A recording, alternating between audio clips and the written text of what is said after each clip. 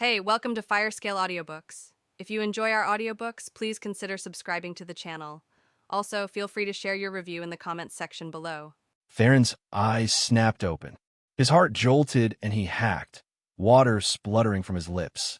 Quickly, he closed his mouth and stopped breathing.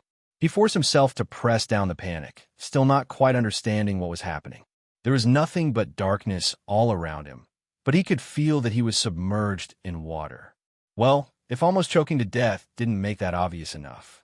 He had thoughts of how he had managed to survive down here for so long, but that wasn't his top priority, not when he had water in his lungs. Water mana spun around him, and he was quickly propelled to the surface. Sixth resonance.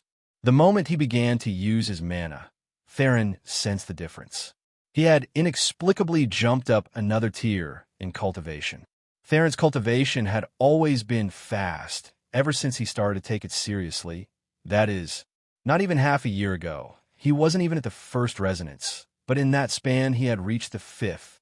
That was a rate of almost one cultivation realm per month. Of course, that was also because he took great risks, putting his meridians through a great deal of hell and heavily relying on his exceptional mana control to avoid lasting critical damage. But even for him, this was quite shocking. He looked down at the necklace around his neck again. He could remember the odd feeling he had gotten from it before, but he had never felt something like that from it in the past. It was a keepsake his parents had given him. He had always had it on his person, but even more so after he lost his family. It was maybe the only piece of them he had left, having been forced to leave everything else behind. Never did he expect that it had a secret in it as well. But no matter how he probed it, nothing came to him. Third eye. Theron thought to himself silently. He clenched his necklace in his palm. That must be the threshold he needed to reach. If Theron had already been adamant about improving his cultivation as quickly as possible, it was even more so now. Theron's head peaked above the surface of the water. He had no idea where he was right now, but he hadn't lost his head enough to forget that he just might still be in danger. Questions about how he managed to survive still swirled in his mind, but he had a feeling that he would have to wait until he reached Silvermancy to figure out all of those answers. After checking around to make sure that there was no one, he controlled his mana to expel the water from his lungs and finally gasped for breath. There was a harsh burning at the back of his throat, a product of water going down the wrong pipe. But he suppressed his urge to cough, his eyes still scanning. He was still not confident that he was out of the woods. High above, the moon hung in the skies. He had been out for so long that midday had been left far behind. Taking deep, steady breaths, he continued to move to the tides of the river. His gaze shifted, looking at the stars above. I see. It really is near the city. Judging by the stars in the sky, he should be in the same general region of the world. The city shouldn't be more than 100 or so kilometers from here. Now it was just a matter of making it back. Unfortunately, that was easier said than done. This deep in the forest, there were beasts to worry about, and there was no guarantee that the members of the guild or the attackers had cleared. Depending on how deep he was, he wouldn't just be dealing with feral beasts. He might be dealing with true ranked beasts. The smartest thing to do seemed to be to stay in the water. But Theron hadn't even finished the thought when he felt the shift in the waters beneath him. With a quick thought, he propelled himself out of the water, leaping up just as a large maw bit at him. He barely registered that it was some sort of crocodile creature before he cast Water Bullet directly into its mouth. A snap of pain shocked the creature awake, a splash of blood coming from the sudden attack. It closed its mouth on instinct just as Theron fell from the skies above, unsheathing his weapons in a fluid motion. He flipped in the air, spiking down both of his blades through the creature's eyes. With a wrench of his wrists, he twisted and yanked. The water churned as the two were buried beneath its surface. A moment later, Theron was spit out, landing on the surface so lightly it hardly rippled. This was exactly what he was worried about. The waters weren't free of beasts either, and because of the unique mobility of water-based creatures, it was truly like playing a game of life roulette betting on it.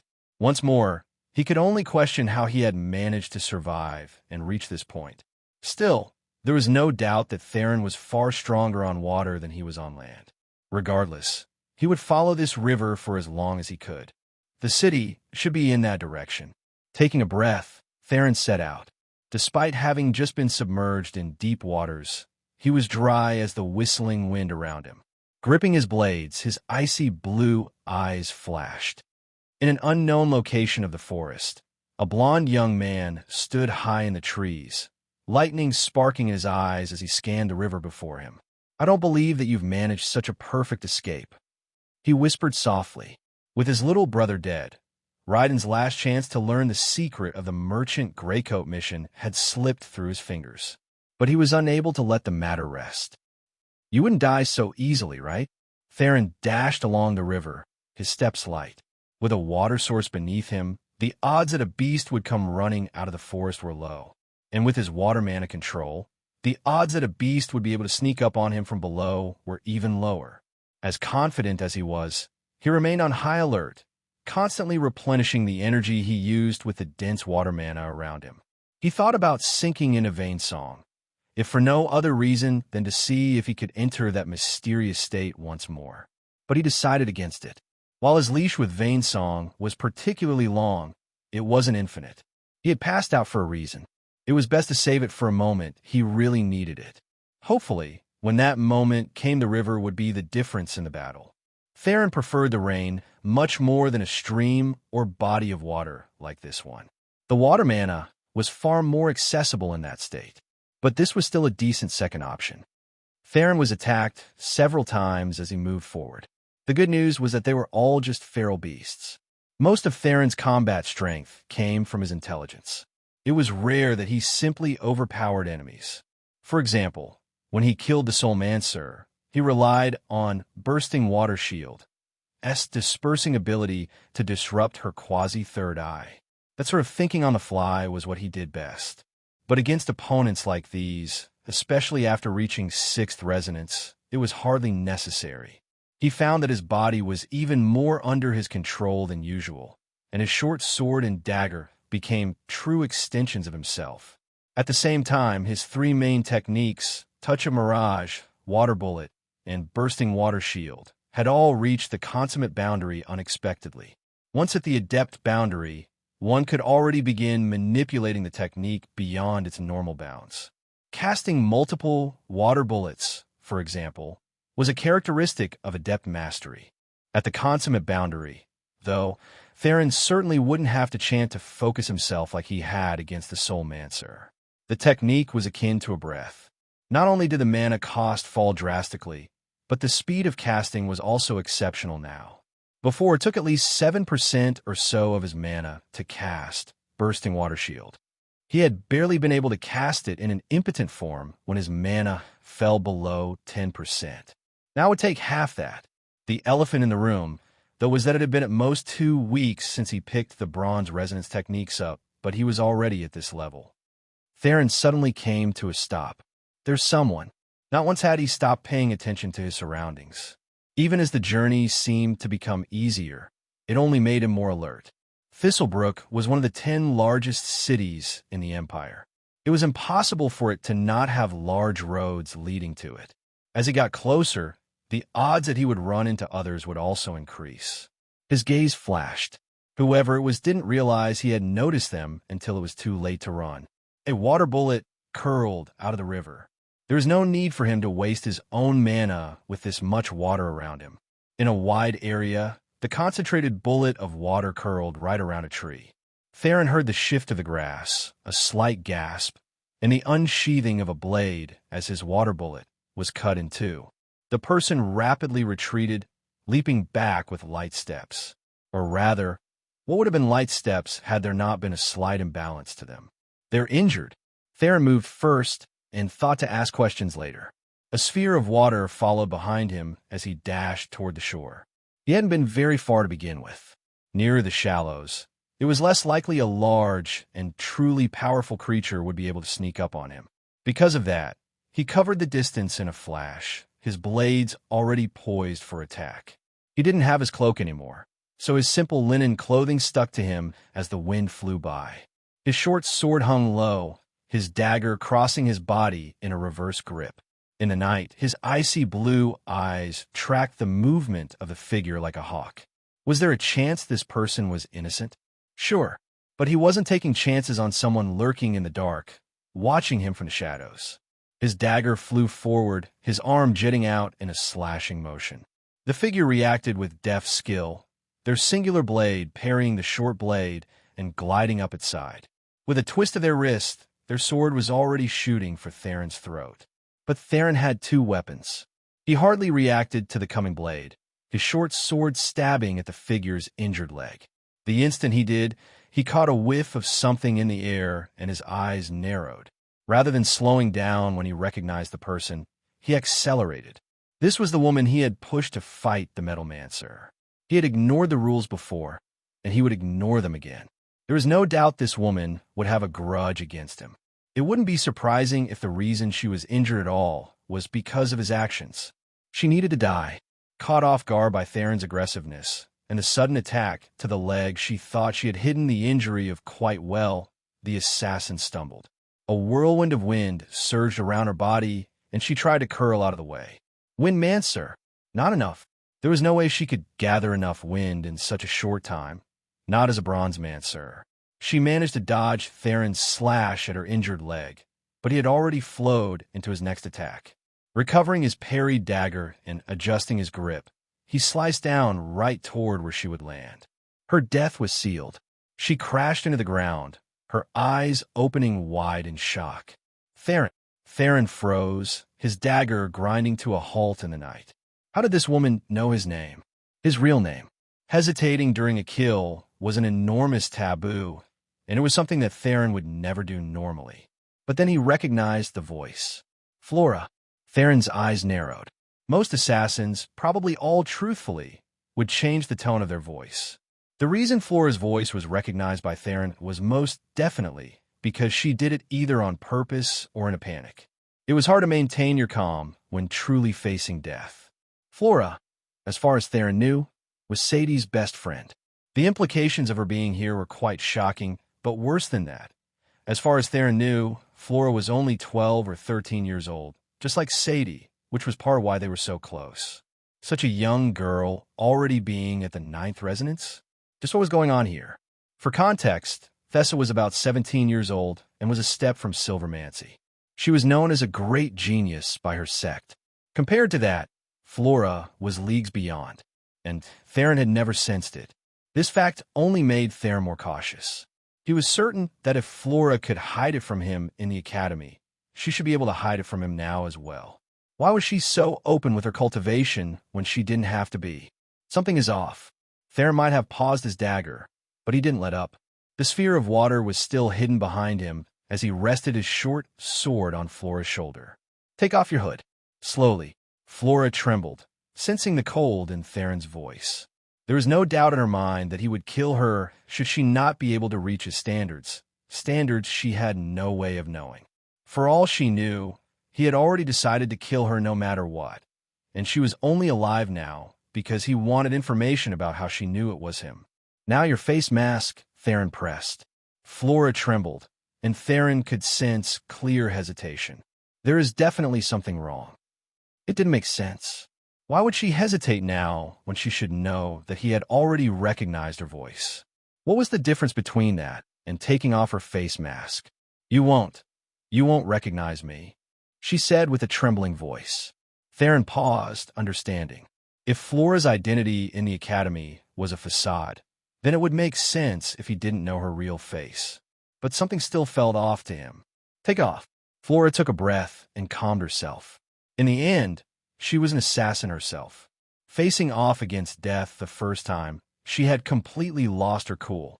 But after the immediacy of it faded, her heart rate began to slow once more. Listening to Theron, she once again moved slowly, peeling the skin mask off of her face. I indeed don't recognize her. Even the eyes are different. This skin mask is far more advanced than my own. Even the facial muscles themselves are changed. There was a delicate face in front of him, almost too perfectly round. It was like a little doll leaning against the trunk of a tree. Theron's heart skipped a beat. No, a coincidence. His pupils constricted the more he looked. Who are you? The more Theron looked, the more the connections were made. His heart was leaping into his throat under the implications, but he couldn't bring himself to form them completely. He continued to stare at the unfamiliar woman in front of him, and Flora herself was stunned by his response. "You can feel it?" she asked. "No, you can see it." When she said these words, Theron felt as though his mind imploded. The synapses fired all on their own, like crackling fireworks dancing within his skull. This delicate-looking little girl in front of him, he was sure of it. Her face was 50% that of Flora's and 50% that of Sadie's. It was so surreal that he didn't believe it at first. Setting aside their age, just the biology of it was impossible. Not unless maybe Flora and Sadie were actually sisters, and this was a third sibling of theirs. But the odds of that were impossibly low, so much so that the ridiculous answer made more sense. This assassin was a fusion of the two. "You're not a windman, sir," Theron said as more of a statement than a question. His dagger flashed, and he cut open Flora, or Sadie's cloak. He truly wasn't sure anymore. There, against her chest, a necklace lay. As expected, there was a strong pulse of wind mana coming from it. Not only that, but it radiated the core of the ninth resonance energy that he was feeling from Flora. He was astonished once again, not just by the grade of the treasure, but the implications as well. Flora, or Sadie, wasn't a windmancer, and yet she was using an external item to display the skill of a ninth resonance windmancer without the slightest hint of awkwardness. And if Theron was correct, Flora had no affinity with windman at all. Maybe the necklace could bridge that gap a bit, but it certainly shouldn't be able to do it to this extent, no matter how high-ranking the treasure was. That all led to one conclusion, or maybe a question, rather. Just how skilled was Flora with her true affinity if she could display this level of skill with an opposing mana? And what the hell was her real cultivation if even he couldn't sense it? "You're not a bronze mancer either." Theron gripped his blades tightly. If Flora showed any signs of revealing her true strength, he would act without mercy. The problem with hiding your real power so thoroughly was that you would also be vulnerable. Did he have any confidence in cutting through the body of a silvermancer? Not in the slightest. But that didn't mean he would keel over and die. And by the same token, he was also sure of why he had been exposed. It seemed that in all likelihood, little Sadie wasn't as naive as she had seemed. All of his subtle questioning in order to prepare for the Yanaway assassination must not have been very subtle to her at all. "I didn't expect you to be able to tell," Flora said softly. Theron frowned. He could tell that the little girl in front of him was a bit shaken as well, but when he thought about it, maybe she was right to be. Very few people saw the world like he did, and the odds of her being exposed were low. Maybe when she used Flora's voice, even that was still her trying to set him up. He thought that in her panic, she had accidentally used her real voice. But maybe she had purposely chosen it. Theron wasn't someone who was fooled easily, but this little girl, at this point, she had practically had him wrapped around her finger. He had exposed everything about himself without even knowing. "Who are you?" Theron asked for the second time. Flora took a breath and exhaled. "I'm Sadie, and I'm Flora." "That doesn't answer my question." Sadie fidgeted. Honestly speaking, Theron didn't know much about Flora. He hardly interacted with her, though she was likely missing that day in class as well. He hadn't even bothered to note it. But that also went to show just how perfect Sadie's disguise was, and it was also the reason why right now, as she admitted his deductions were correct, he could only really see her as little Sadie. As much as Sadie was fidgeting, Theron was trying to adjust his state of mind. Ultimately, this was happening because he had made a mistake. At the end of the day, as intelligent as he was, his worldly experience was lacking. He had made such a big mistake without realizing it. If Sadie was a threat to him and wanted to deal with him, he was all but finished. Realizing that he was likely even closer to death now than Sadie had been moments ago, he was having a hard time calming down. This wasn't the usual for him.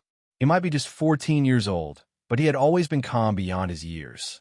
This was entirely uncommon for him. But then Sadie began to speak. Something in her voice changed again, and this time, Theron was certain that it was her real voice. It sounded so sweet. He shook his head, snapping out of it as he forced himself to focus and look at her. I'm a nightingale.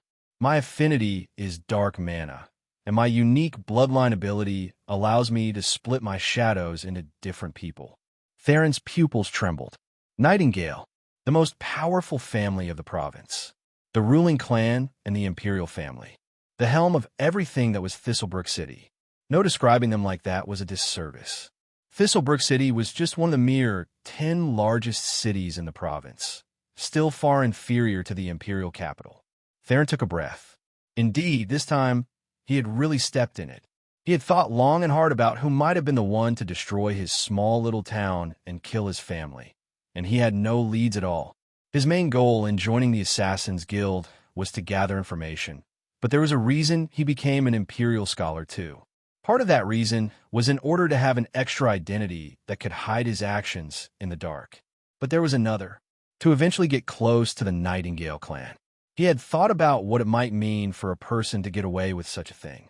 As small as their town was, it was still in the territory of the Nightingale clan. They couldn't possibly get away with such a thing if it wasn't for the implicit acceptance or the willful ignorance of the Imperial clan.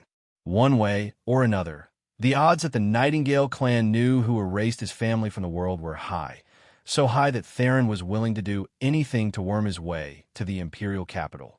However, he also knew that if there was willful ignorance or implicit acceptance, then there were good odds that someone in the Nightingale clan was keeping an eye on him. It was why he wanted to perform well in the Imperial Academy, but not well enough that he would truly raise alarm bells. At his current pace, he was well on his way to accomplishing this. Until now, a single mistake, one careless misstep, and plans he had set out for decades ahead had all gone up in smoke. Theron's hands trembled, and the side of his blade cut into the fabric on Sadie's cloak. He didn't seem to notice. Did they know already? Had she told them everything about him? Would it even make a difference for him to kill her right now? Or would that just ensure that the Nightingale clan would send out some gold mancer to wipe him out like his family had been? Did they even care about him so much, or was he just an ant in their eyes? A suffocating, choking feeling was rushing up Theron's throat, and then it was gone. His eyes became so steely cold that the temperature in the air seemed to drop. He didn't notice, but a frosty breath came from his lips, only to be sucked right into the necklace now hovering around his neck. He attacked without hesitation. His blades crossed, slashing across Sadie's neck. They passed right through, the strength of Theron's attack coming so forcefully and powerfully that even the tree she leaned against was half severed. But Theron felt it immediately. It was too light. Sadie dispersed into a fluttering fog of darkness, vanishing and appearing again in two forms that slammed into one a distance away. She seemed a bit disoriented. Theron, if he was surprised, didn't show it in the slightest. The water sphere at his back had already split into three, one remaining behind him and the others having long gone to the left and right. Sadie had only just appeared and reformed into a single little girl when a rain of water bullets pierced through her from all sides. Sadie shuddered, her body snapping out of its odd, foggy state. The bullets of water slapped against her, shredding through clothing and skin alike. Theron was already upon her. He had a very good guess that Sadie was above the bronze core level. If that was the case, the quality of her body, even if she wasn't a defensive specialist, wasn't something that the likes of Water Bullet could damage to the point of death. Theron. Sadie tried to speak again, but Theron's blade was faster, his eyes only growing colder. She hurried to block, but Theron's short sword followed up, slashing at her side. A cry of pain came from Sadie, Theron's relentless barrage hitting pay dirt. She seemed to realize at that moment that Theron wasn't going to let her go easily. But for whatever reason, her dark mana also wasn't coming forth in the way Theron thought it would. Instead, the necklace on her neck pulsed, a light of wind wrapping around her. The moment she made this decision, Sadie's expression changed completely. There was a sharpness to her that completely suppressed the innocent little girl. It didn't feel like Theron was standing before a peer a year or two younger than himself. Instead, it felt like he was standing against an equal who could take his life at any time. She held a single blade across her body, her figure becoming skinny as she held it out with one hand. The slim, needle-like blade danced, countering Theron's third strike despite coming later. A strong, reverberating impact crept up Theron's arms. She might be relying on a treasure, but the ninth resonant strength was very real. Seeing that Sadie had recovered so quickly, Theron didn't allow her to extend the distance. A bursting water shield appeared at her back, fusing together from what remained of the two spheres of water he had sent forward. As she tried to agilely increase the distance, it burst against her, the wind mana she was controlling so deftly going out of control as the water mana suffocated it. Usually, this wouldn't be possible, but Theron had already seen through the fact that the activation of the necklace was a lot like a technique. It could be interrupted. Poochie! Theron's blade tore through the quad of Sadie's injured leg. Her eyes flashed with pain and another emotion. Shock. Maybe she hadn't expected to be outmaneuvered when she chose to go all out. The pain made her legs buckle. As strong and sudden as Theron's attack was, it wasn't able to cut all the way through her muscle. Her body was far too sturdy. But it was enough to make her limp even more pronounced. She had done well in hiding her injury before, but this time she couldn't, even if she wanted to. Her lead leg became a liability, and her one-handed sword style suffered because of it as Theron only grew more fluid, more vicious. With a thought, his mana reached out toward the water bursting in the surroundings. Every action led to another, so swift and seamless that Sadie was completely unable to react. One wrong step led to another, and then another. Touch of mirage. Sadie's eyes blurred, with Theron becoming several figures before her eyes. She couldn't see through which was which. In that moment, she dug deep, touching something inside of her to activate Third Eye. But how could Theron not be ready for this? He had been aware from the start that she wasn't at Bronze Core. If she was at Silver Core, then it was only natural that she had already formed Third Eye. He was ready for it. He wouldn't be so foolish as to use a technique that was worthless against Silver Mancers without reason. It was nothing more than a distraction. There was no way that bursting water shield could disrupt a real Third Eye. He didn't even try.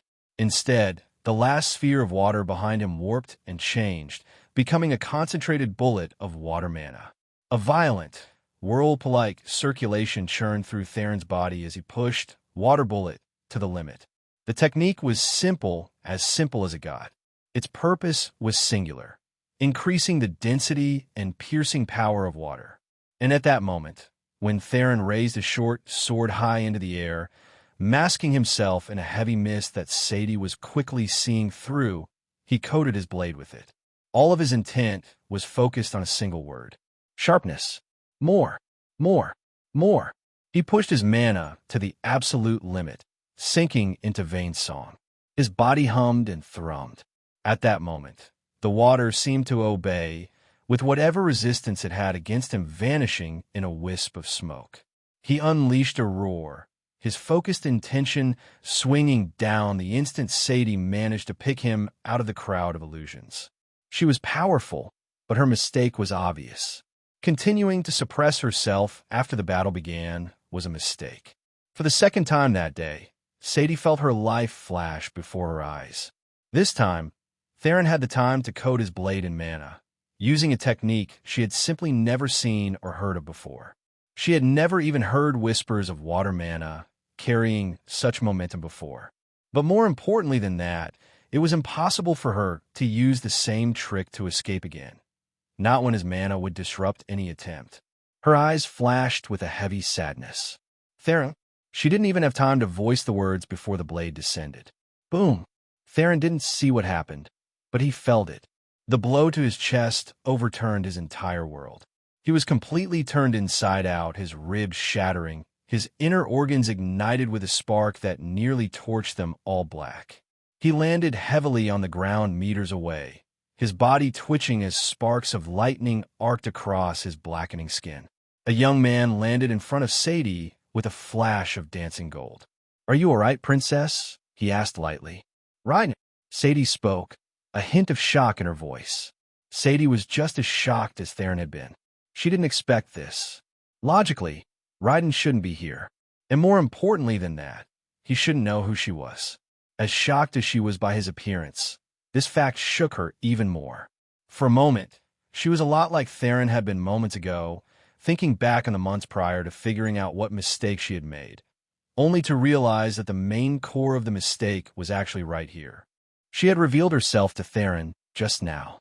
With Raiden's senses, even if he had been hundreds of meters away, he would have heard her with ease. In fact, that was probably an underestimation of his ability. When she understood this, everything else fell into place. Raiden was a genius. Cultivation talent almost always translated to intellect with few exceptions.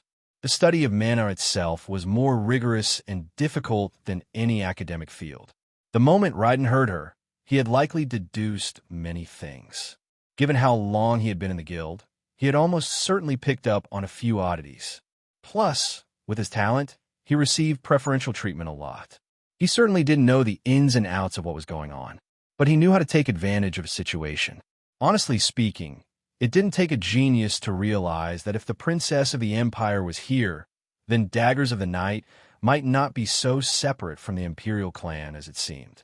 In that case, Raiden would realize that he wasn't serving the mysterious head of the guild, but rather the bloodline of the little girl right in front of him. More importantly than that, by showing up like this, and doing so with such good reason, he was essentially forcing the hand of the Imperial clan. They would have to either decide to integrate him into their plans, or kill him. And would they choose to do the latter if he had just saved their little princess? While it was still a risk, Raiden had supreme confidence in his talent and his deductive reasoning ability. This little girl might have been sent here, but for a clan that prided itself on its combat prowess, this wasn't likely to mean that she was an unimportant pawn. If anything, the fact that Sadie was here meant that she was more important to the Nightingale clan than anyone could fathom. To get the bonus of being able to deal with Theron at the same time, well, that was just a cherry on top. Raiden might be a genius, but it wasn't lost on him that he was just the head of a snake right now. If he wanted to be the head of a dragon, he couldn't just wallow in a branch of Daggers of the Night. Often, the difference between the ceilings one could reach was the resources they could receive. He knew he was good enough to stand with the best, but this branch couldn't give him that. Even the Nightingale clan likely couldn't, but they were certainly a step forward. How could he miss such a chance? As for how he knew Sadie was a princess without her explicitly saying so, it was because he had seen her before on a trip to the Imperial capital. By now, that had been years ago, and Sadie wasn't even 10 years old back then. But it was enough to see her for who she was and force her hand by mentioning it outright. Raiden thought himself to be quite clever, and that he was. But much like Theron before him, he didn't realize that Sadie had already deduced all of this the moment he appeared. It was easy to come off naive and innocent when you had a face like hers. It was even easier when everyone treated you like a child. Even Theron, who she respected very much, was susceptible. Seeing that Sadie knew his name, Raiden smiled. In his opinion, this was quite the good thing. I hope that I haven't imposed. I didn't plan on stepping forward, but I thought it best to save the princess first and consider other things later. Sadie hesitated. In the end, it was indeed Raiden who had saved her life. Was she likely to have a protective item on her? Probably, but she actually wasn't sure. At the very least, she didn't know where that item was or if it even existed. Her clan was very hardcore. While she felt it was logical that she would have some protection, it wasn't guaranteed either. Tish, thank you, she eventually said, a bit awkwardly. Unbeknownst to even her, she slipped back into the fake voice she used as an assassin. Raiden nodded, not minding Sadie's reaction. As far as he was concerned, she was just a little girl in the middle of training. His main goal was to claim a place amongst the elites of the province. Raiden turned toward what he thought was Theron's corpse with a frown. He was alive? That didn't quite compute to Raiden. While he hadn't used all his strength, killing 6th Resonance ants was a matter of thought for him. The fact he used his mana at all was already giving Theron too much credit. He no longer cared about what information Theron might have about Merchant Greycoat, because with access to the princess and the Nightingale clan, that would likely all be revealed to him quite soon.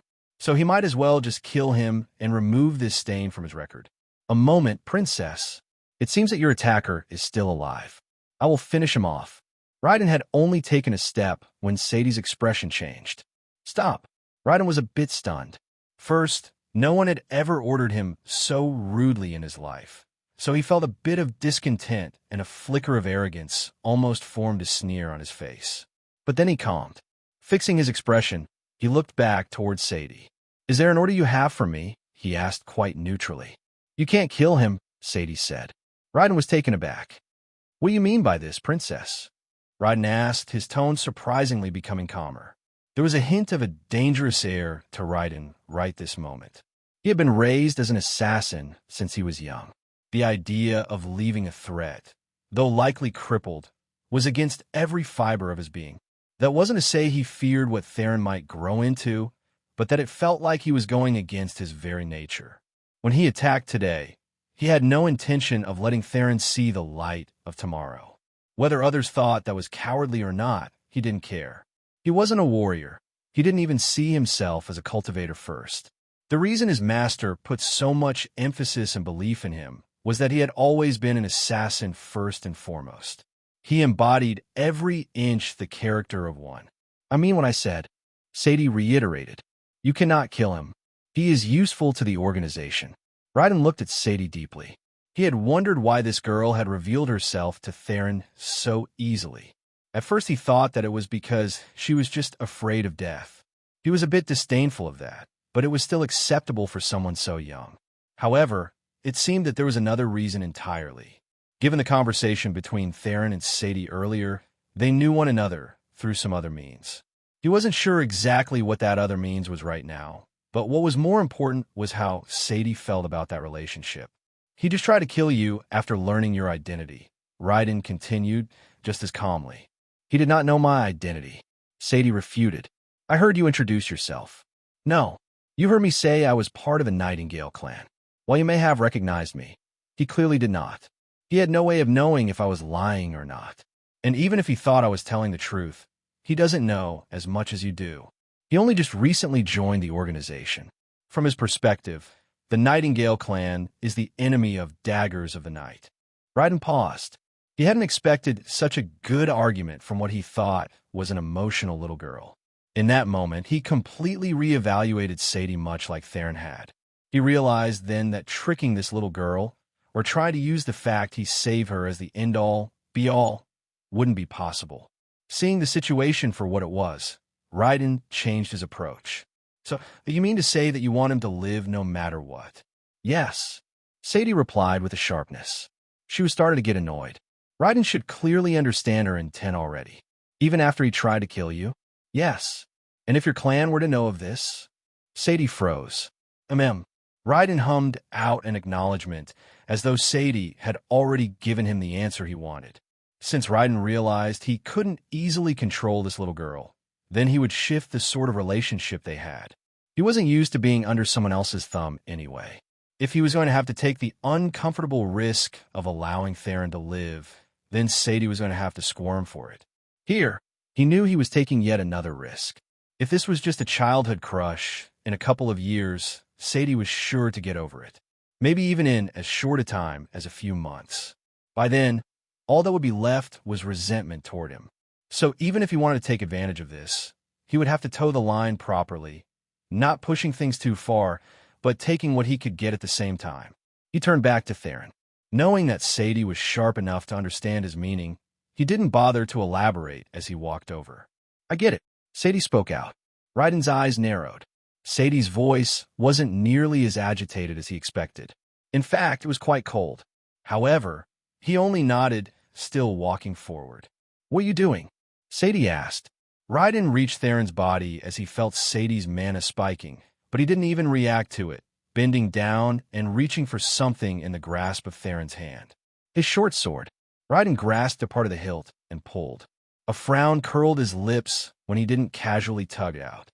He pulled a little harder and finally wrenched it out of Theron's grasp. There was a flicker in Raiden's eyes at that moment, as he began to hesitate. Should he really let this boy live? How did he have such a strong grip on his weapon in this situation? Theron was practically unrecognizable, his breath so shallow it would be unlikely to even fog glass.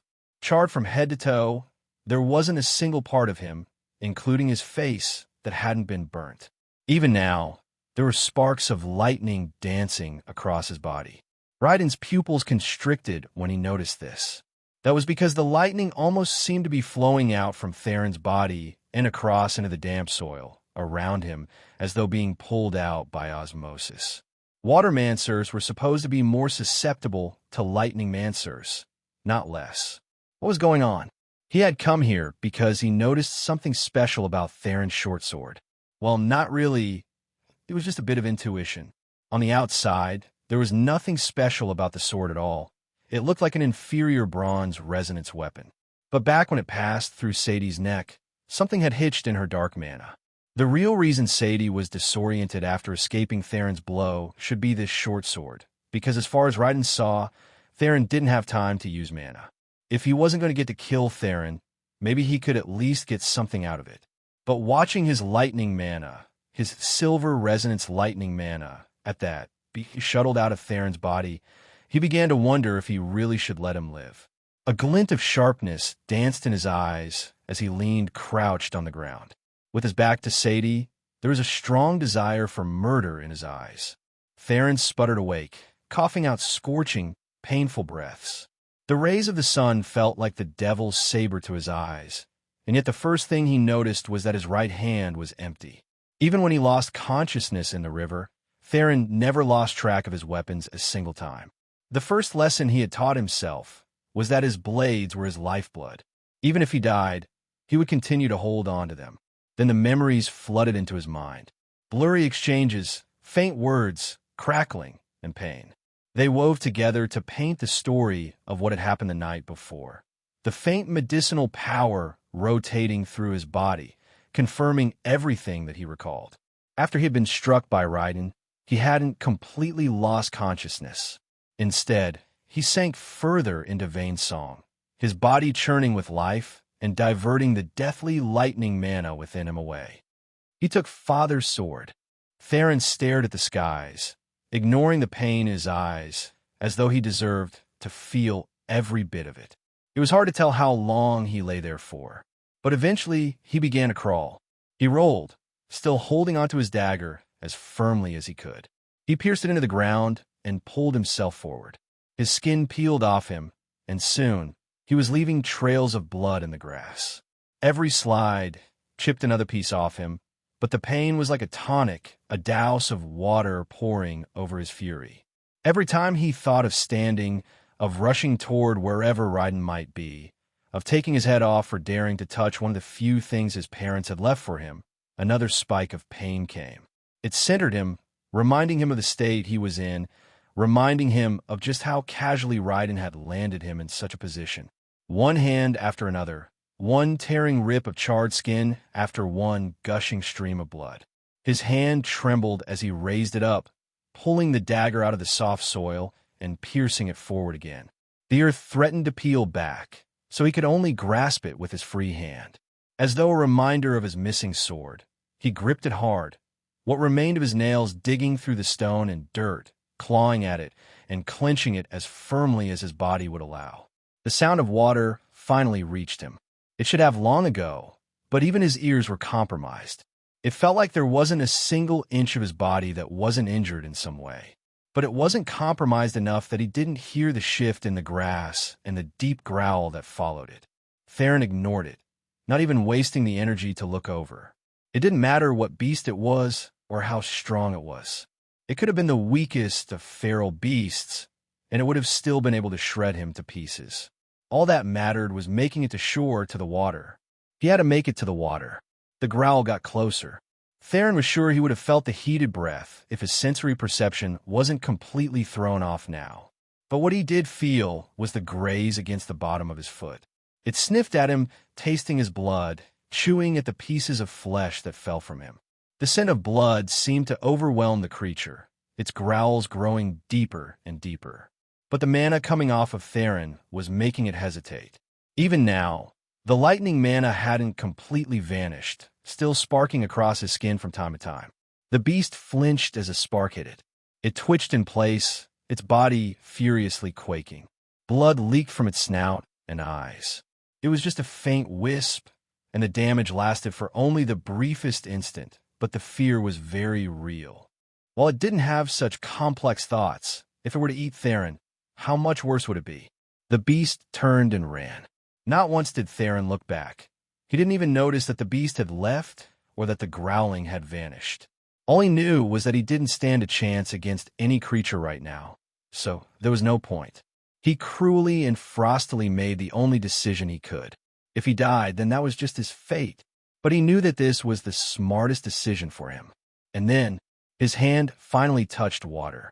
The soothing cold licked against his charred skin, and for a moment he felt relief. Just the slightest moment before he was quickly overwhelmed again. He pulled, the gravel of the shore sticking into his tender, torn flesh. He could feel every sharp edge, every rolling stone. But nothing burned worse than his rage. The water enveloped him, and he sank in deep. Vain song played in his head, the thumping of his heart raging in his ears. Then he gasped for breath. This time he did it on purpose. Once again, he made the cold, calculated choice. If he drowned, then he drowned. But he knew that he was mere moments from death. If Raiden's initial attack hadn't torn him to shreds, then crawling here and tearing a layer of tender flesh off his body certainly did. Severe burns were enough to kill a person. Peeling a layer of skin off yourself and exposing the most fragile parts of your body to the elements was even worse than that. He could already feel himself going into shock. The medicine that Sadie had injected him with was strong, stronger than he had ever experienced. But it was only enough to help him survive through the night. If he wanted to live, this was his only chance. He gasped for breath and water flooded his body. But this time, he didn't choke. This time, a cooling sensation filled him all the way through. Water sloshed around, a figure slowly standing from its depths. Then it went oddly still, but deep within, the figure was still approaching the surface. When the figure fully appeared, it looked as though they stepped out of a mirror rather than a stream of liquid. The sight was almost surreal, like the water didn't dare to be loud in its presence. Theron's head emerged, his hair sparse compared to its previous length. However, his skin, while a bit pink and tender, was no longer the charred mess it was before. How long has it been? A month. He looked up to the skies, the moon beaming down at him once again. Judging by the phase change, it had actually been so long. The aura of the seventh resonance pooled out of him in a slight shift as he pulled at the water around him, rising to the surface. His clothing was completely gone, and there was nothing on his person but the dagger in his hand and the necklace that hung from his neck.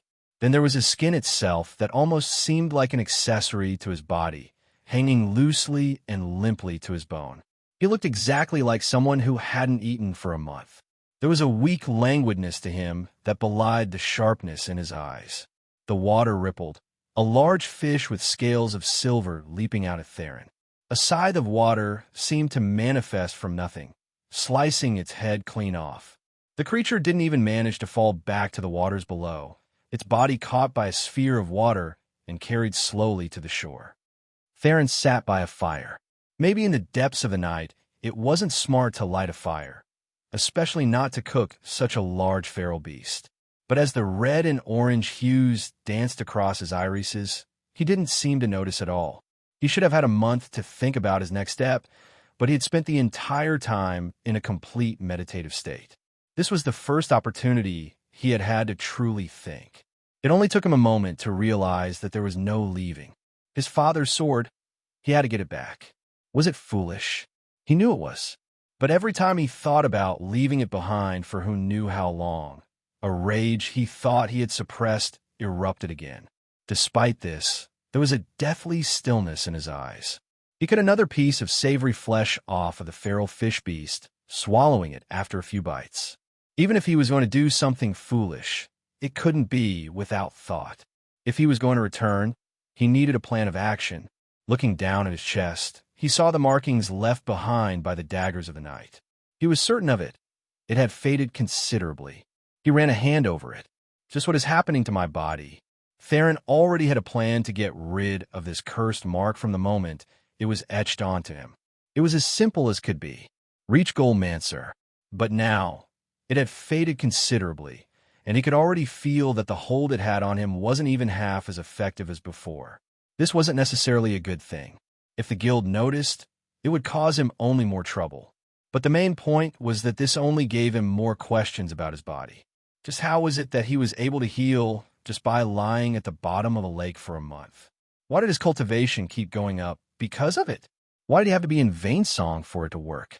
During this month, he had been forced to surface several times because the length of vein song ran out. It could be said the first few times had really put him on the edge of death. His palm shifted from the markings to the necklace around his neck. If you want a genius, I'll give you a genius. Theron walked into the Imperial Academy in the dead of night. The guards didn't seem to notice him as he walked by.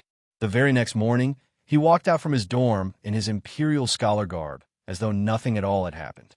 Every single change at the academy was caught by a sweep of his gaze. He took it all in, not missing a single detail. Last night, he hadn't slept, doing as much reconnaissance as he could. In fact, he had already been back in Thistlebrook City for an entire week before he chose to come back. And he knew exactly what he would do. After every completed year, there was a chance to transfer to the main Imperial Academy. It was just that the bar was quite high. A successful transfer required 33 completed credits by a first year and 66 by a second year. There was no option for those beyond a transfer. As one might imagine, this was already ridiculous. 33 credits were enough to graduate from the Imperial Academy, but now it was just the threshold of a first year to reach the truly big leagues.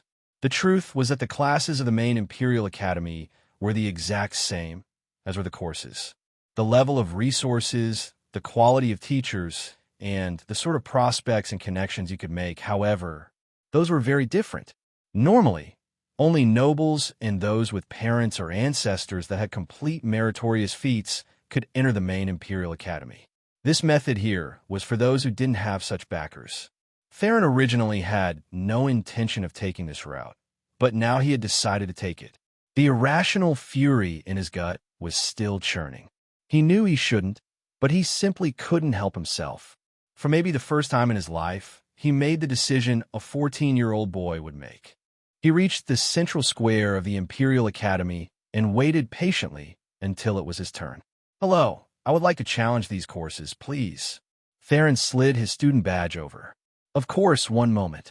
The middle-aged woman at the desk was used to this routine, so she didn't think much of it, until she slipped the badge into a formation disc hidden on her desk. Her pupils trembled. Theron didn't say a word. This wouldn't give him the 33 credits he needed just yet, but if he was correct, it would trigger the exact sort of changes he wanted to see. Whipping winds howled around Theron. Each gust felt like a lash against his skin, a streaking blade just barely grazing him. This might have been a sanctuary for wind mancers, but to him, and probably most others, it was a hell house. Standing tall on a pillar, looking ahead to the others littered around and down toward the endless abyss below, Theron was quite calm. The so-called abyss was nothing but a trick of the mind. In reality, the drop was maybe 10 meters at most. At their cultivation level, it was nothing. With the harsh winds, a few broken bones were possible. Death was a remote possibility if you hit your head on the way down in the right way, but it was so unlikely that it wasn't worth considering. The reason it looked as though an abyss swallowed the bottom of the thin, swaying pillars was a formation designed to trick the eyes. Theron didn't have third eye, so he couldn't sense it clearly, but he knew it was there for only one reason. He was always prepared. It was why he had never failed a class exam, and why he would never. However, this wasn't a class of the academic stream. This was the Class 1 movement exam of the military stream. Theron took a step. For a moment, it looked as though he was about to fall into the abyss below. There was no momentum to his movement at all, as if he were here to commit suicide rather than clear a credit requirement. But then his pillar violently swayed. A particularly strong gust of wind caught it. Theron was taking a step forward, and yet it had bent back so far that the foot that looked as though it were about to fall into endless darkness fell onto the body of the thin pillar instead. With a flex of his calf, Theron balanced himself, and then the pillar sprang back up. Bang! Theron shot forward under a power that wasn't his own. The timer for the exam began the moment you moved. In order to get an S grade, you had to cross the obstacle course within 3 minutes. For an A grade, you needed to do it within 10 minutes. As for just a pass, so long as you made it without falling, it was enough. Theron didn't have the speed to make it in 10 minutes, let alone a fraction of that. In fact, of those that passed with an S, over 90% were Windmancers and Fluxmancers that specialized in speed rather than brute strength. Another 7% were probably Lightning Mancers and Unique Variant Mancers and the like. Of the remaining 3%, there was a sliver of absolute geniuses who specialized in all regions, having Mancy paths that clashed with the obstacle course, and yet overwhelmed it with their own methods, techniques, and bloodlines regardless. Theron planned to be in this 3%. Using the pillar as a spring, he launched himself like a rocket. Observing outside, a certain Sergeant Dulcow stood with his arms crossed. To his side, there was a female teacher with whom Theron hardly interacted, a 9th Resonance Silver Windmancer, Teacher Jadebree. Sergeant Dulcow rushed over the moment he heard of the change. Something like what Theron was attempting now had never happened before in the history of the Imperial Academy. At least not until 3 weeks ago. And now there was suddenly someone else doing the same thing? Was it a coincidence? Plus, Sergeant Dulcow was unofficially one of the second in command of the military stream. Beneath Dean Thistle, his word carried a great amount of power. He didn't have to oversee an exam of the first year, since Teacher Jadebree was already here, her green eyes sharply watching every action ahead. But his last interaction with Theron had left a bad taste in his mouth. He could almost feel that the child had been looking down on him, and the fact he had cause and reason to do so left him feeling even more uncomfortable.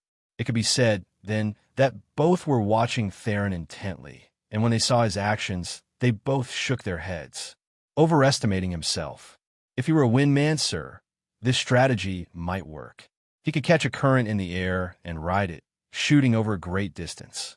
But even for Windmancers, this was a great risk. If you caught the wrong current, you could be blown off course. In addition, controlling extremely fast streams of wind was difficult. Theron was an anomaly. Among Watermancers, maybe he was the only one in the world who would prefer rain to a solid source of water, like a lake or a stream. This was the case for most Mancers. In this case, though, as someone who wasn't even a Windmancer, he was going to get himself hurt. And because this was the first of the exams he challenged, getting injured here meant a fail on all the others. This was the most foolish decision he could have made. Until, that is, the pupils of both teachers constricted. Theron was blown right out of the air the moment he was launched forward, a current nearly slapping him off the course. Slapping was right. It felt like a wall had suddenly and violently pressed into his body, sending him soaring. And yet, though his cheeks wavered and collapsed against his bones, the look in his eyes was just the same. His legs suddenly kicked out. A whipping pillar met the strength of his toes, sending him flying to the side once more. Theron bounced from pillar to pillar, somehow timing their spring action with his every step. He soared across dozens of meters at a time, getting beaten and battered by the chaos of wind like an unrelenting leaf fluttering down from the skies. And then his feet stuck the landing. His body swayed with the final pillar, his cheeks flushed with sweat, and his skin pale, of all color. Teacher Jadebree felt her heart trembling. After the second spring, they all felt what happened. Theron was keeping a constant mist of water mana around him, using it to sense and move through the obstacle course. He had drained himself of all his mana before he even took his first step. Then, he relied on nothing but the flexibility and durability of his body to make it to the end while the pillar pinged him around. The strength and courage, the confidence it took to do such a thing were unfathomable. If he fell in a state of mana deprivation, he would certainly die. There was no doubt. Such a thing would hardly be different from a mortal falling 10 meters without control of his body, except far worse with the harsh winds flying around. Both teachers didn't know what to say, watching Theron teeter on the final pillar. "Turn it off." Teacher Jadebree finally reacted. "Off. Now." The formation activators scrambled, not wanting to get in the way of a ninth silver resonance master's rage. Theron felt the pillar finally sway to a stop beneath him, the harsh winds calming. He felt his legs trembling beneath him, but he stood tall. Exhaling a breath, he slid down the pillar and walked away. It didn't seem like he had accomplished much at all.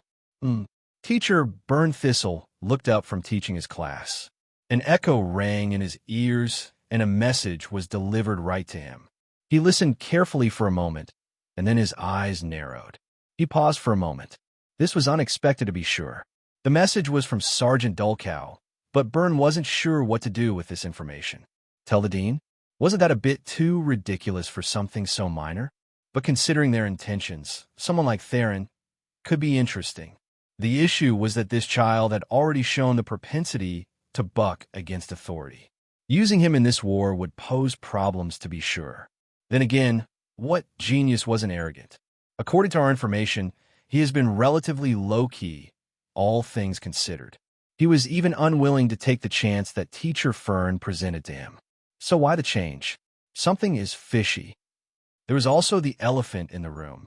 This child had disappeared off the face of the earth for 5 weeks, then suddenly appeared again here and did this.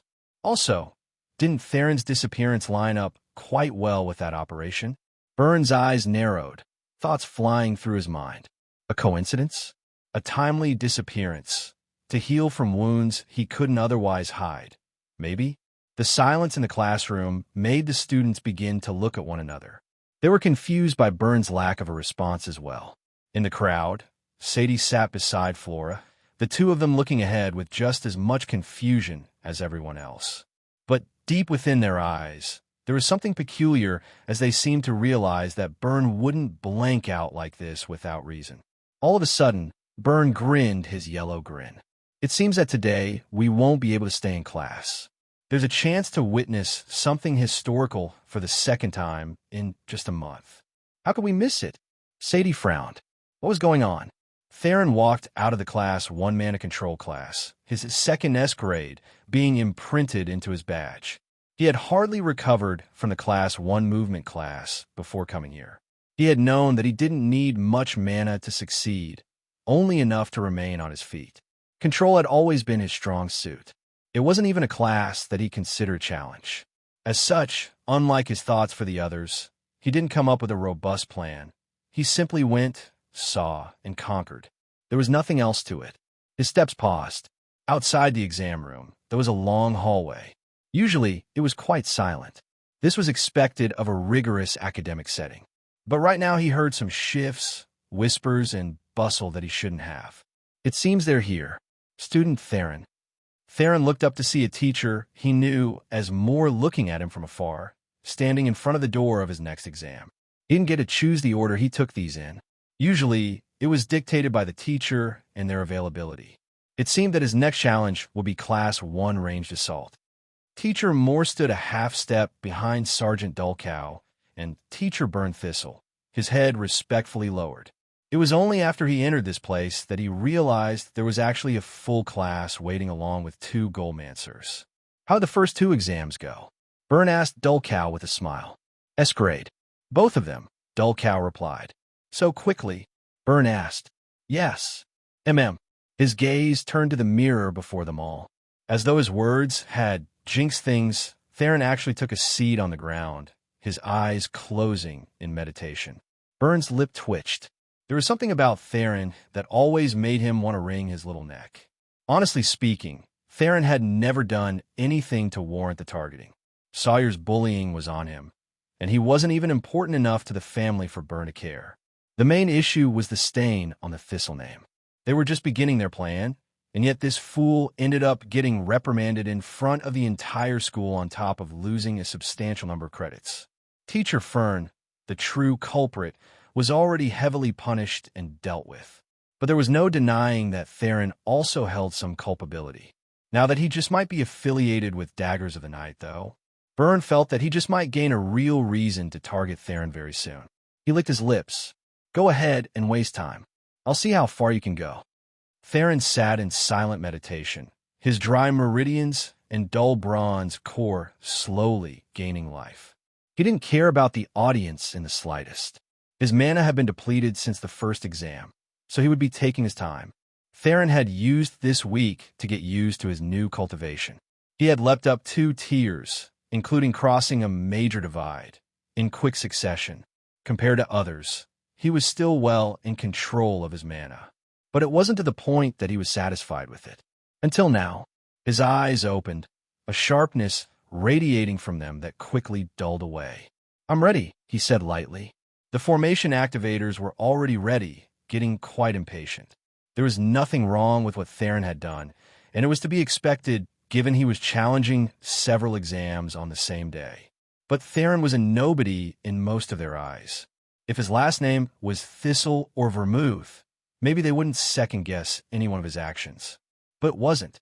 That much was fine to Theron. He had no aspirations to make his name known.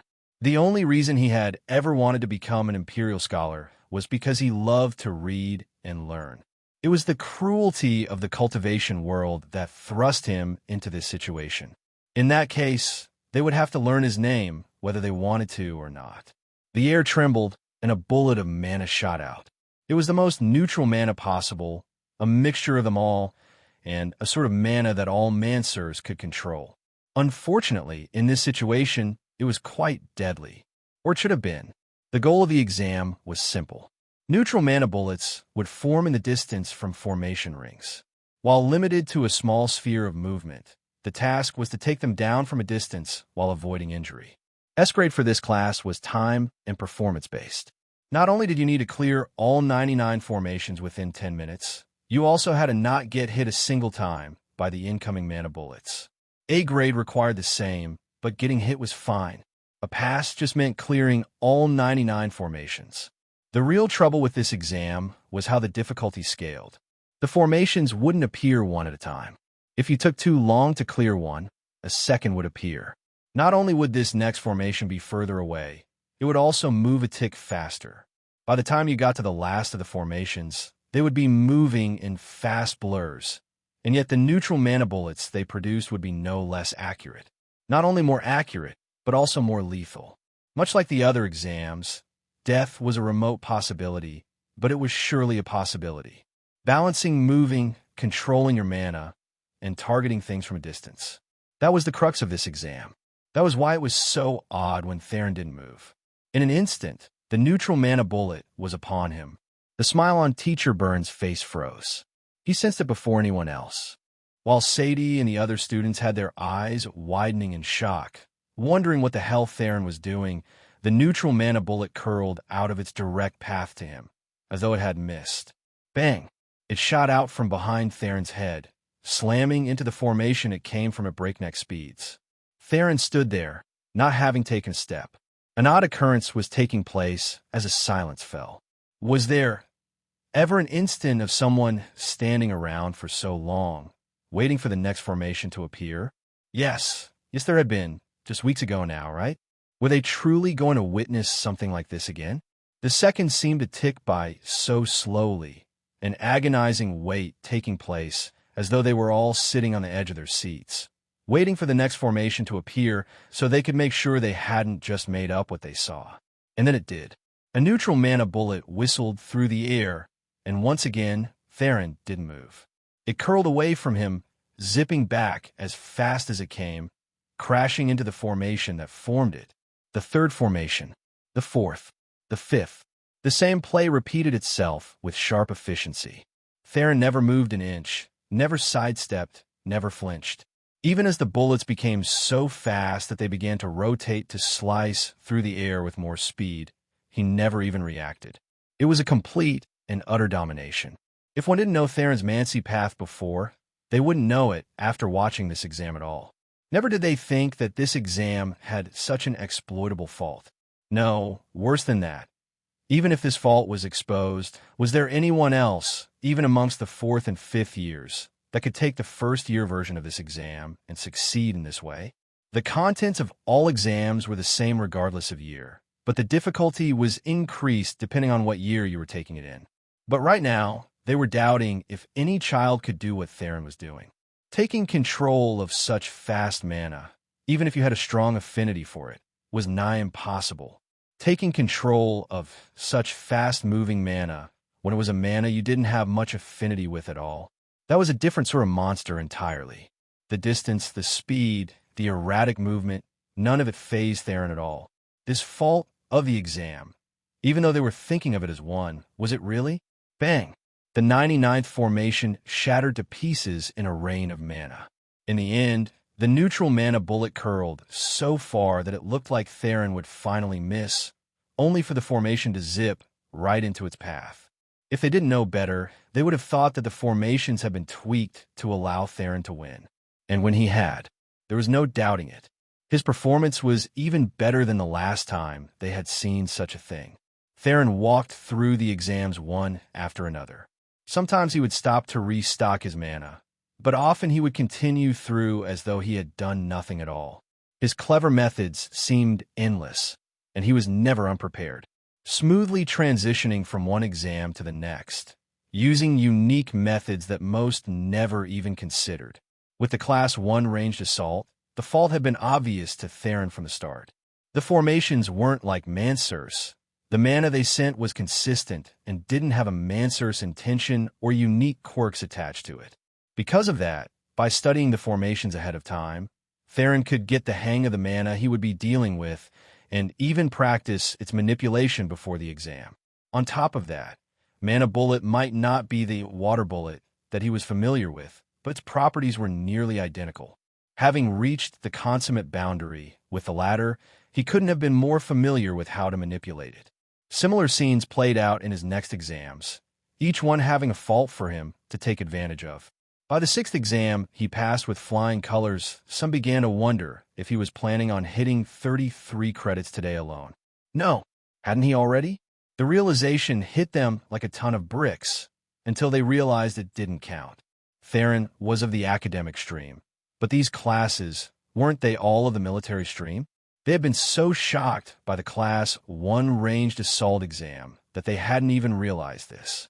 For some reason, Theron was taking one military stream class after another. Despite having already crossed the 11-credit minimum requirement set by the new academy rules, he was still going. This will be the last. Theron thought calmly as he opened his eyes from his final meditation. He stood. This time, he was in a simple room.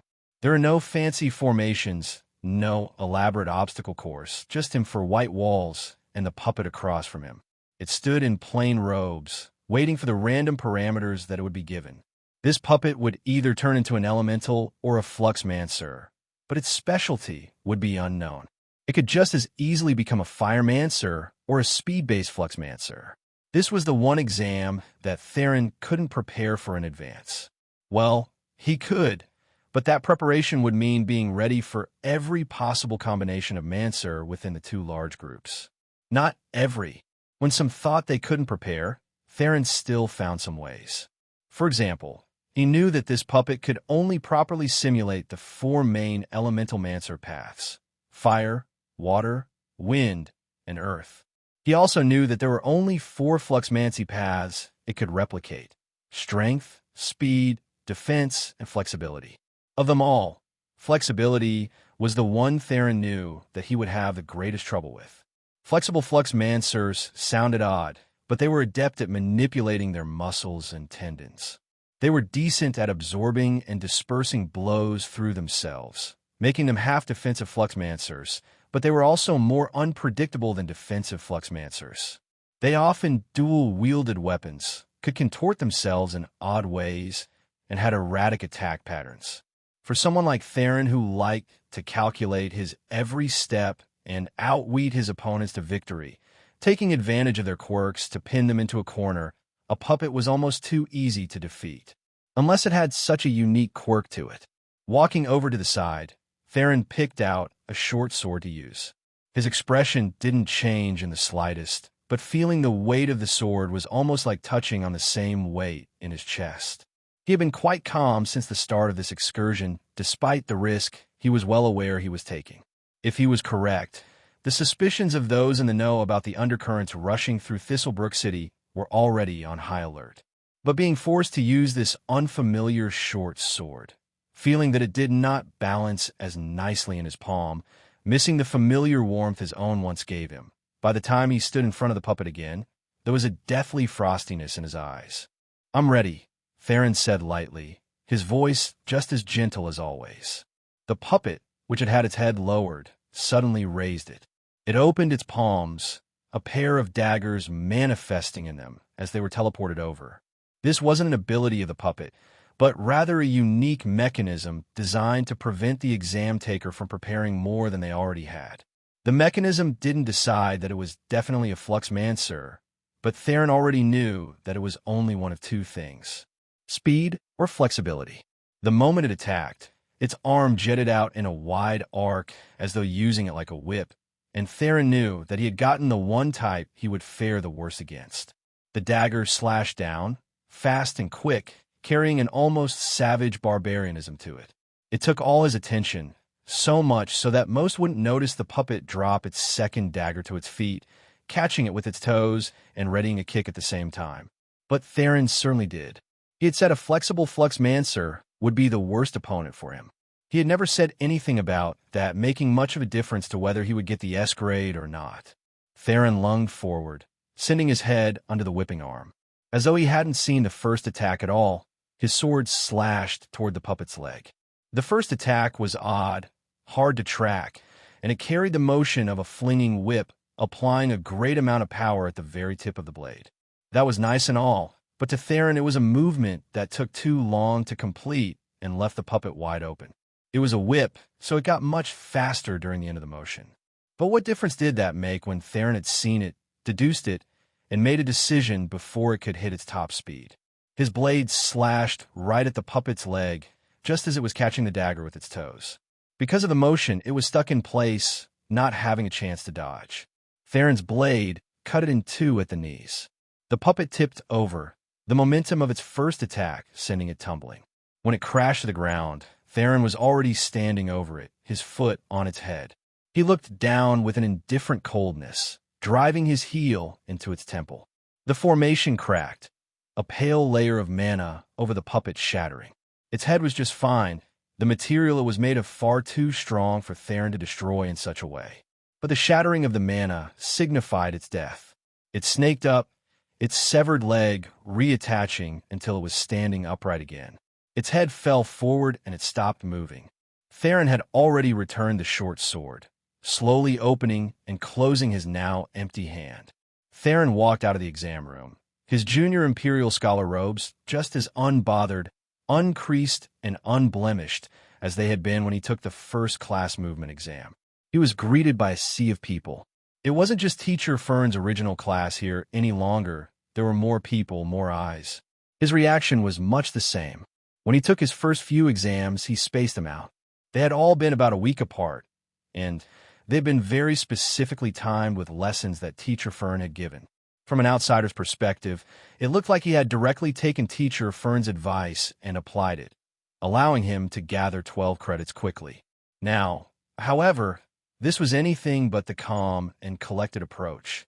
His gaze swept through the people, landing on Sadie and Flora briefly. He gave them both a smile, as though he couldn't recall anything. Ignoring everyone else, he walked over.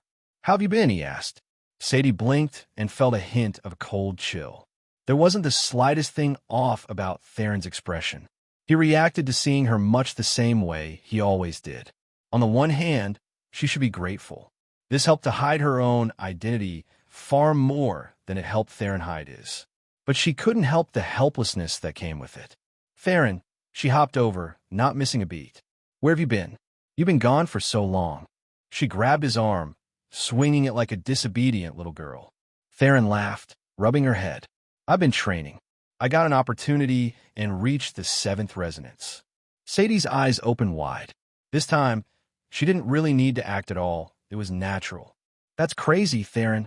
Weren't you just in the 3rd resonance 2 months ago?" Theron smiled. He had never told Sadie this, or anyone else for that matter. But that didn't matter. Hiding his cultivation from Goldmancers was impossible, though he might be able to pull it off against Silvermancers. It didn't matter to him if this was exposed, because it would be the moment he stepped in front of one of those masters. I guess I got lucky. Flora. Sadie pulled her other half over. Flora was the much more reserved, quiet side of them. This was one of the main reasons Theron hadn't interacted with her much. There simply wasn't much of a chance to in the first place. Can you believe it? Sadie, you shouldn't talk about others' cultivation so openly. Flora said softly. Oh. Sadie covered her little mouth with two hands, letting go of Theron's arm. Her pigtails bobbed, her adorable antics causing a wave of laughs. From shock, the atmosphere became quite light and airy, until it suddenly wasn't anymore.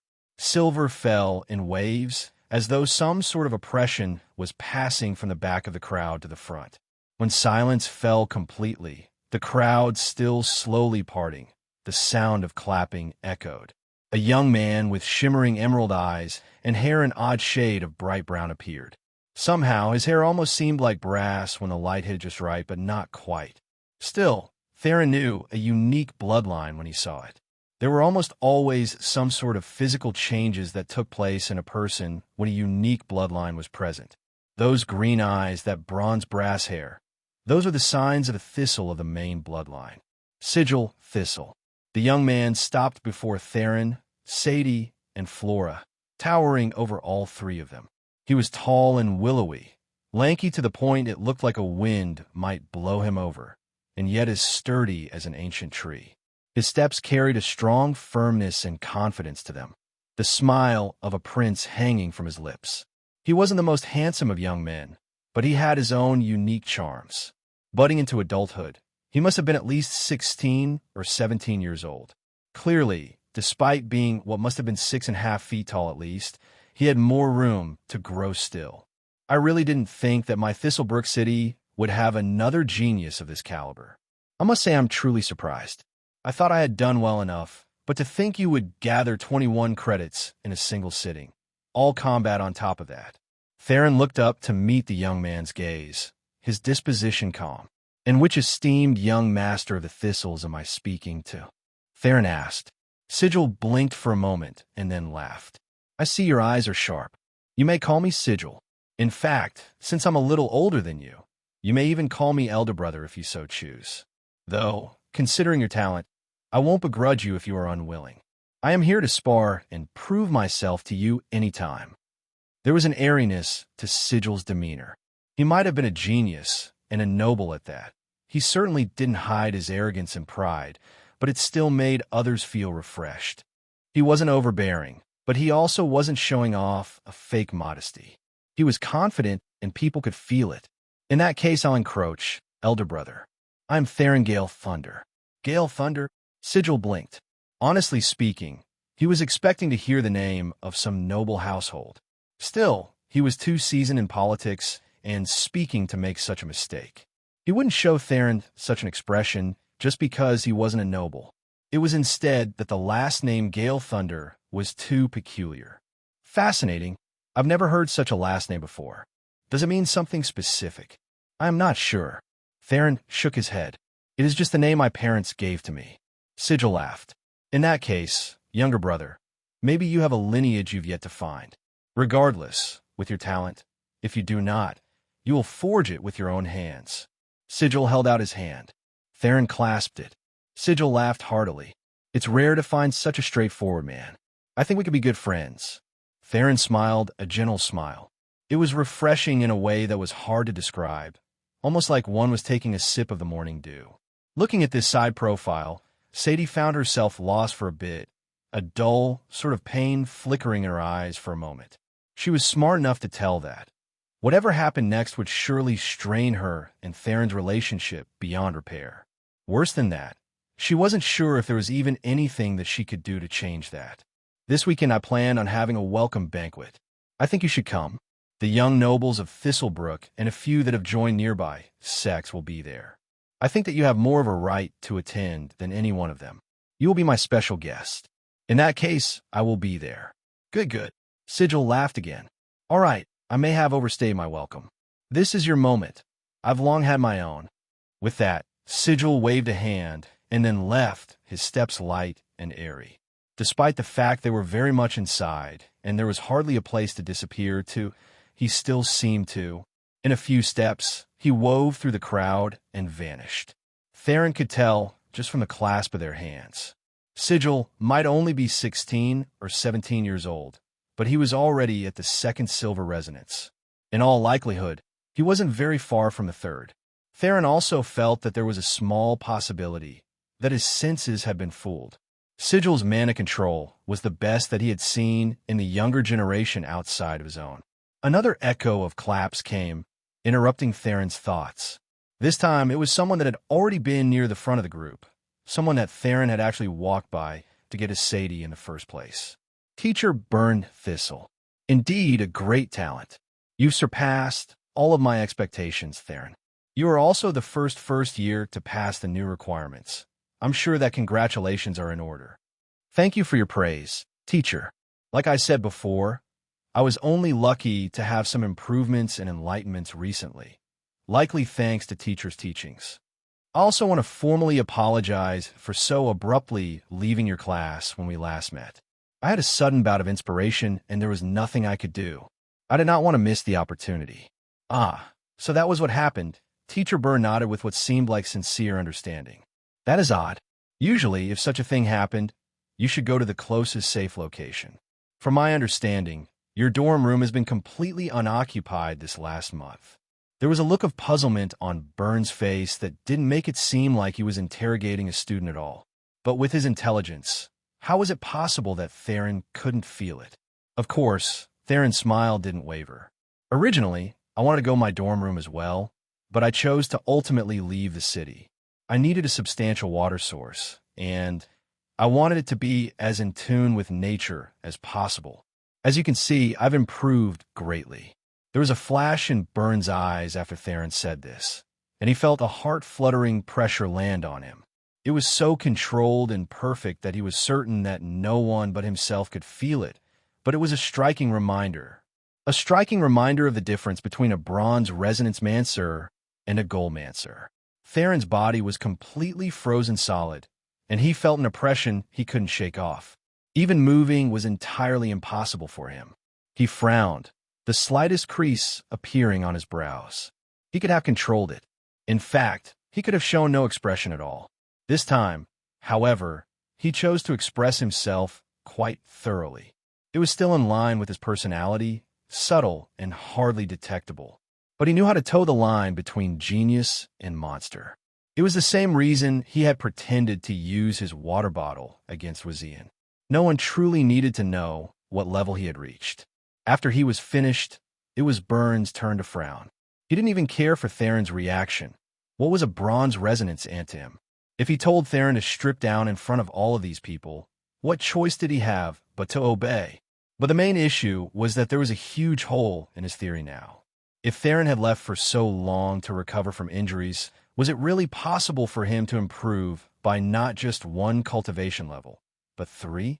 Unfortunately for Burn, the last time he had bothered to check Theron's cultivation, he had been at the 4th resonance. He hadn't caught it when Theron improved to 5th resonance. Why would he care enough about a child to check up on their cultivation every day? Because of that, Theron's improvement was even more difficult for him to explain. There was simply no way a 4th resonance child could come out of that sort of death knell with such improvements. He had already studied the best of geniuses.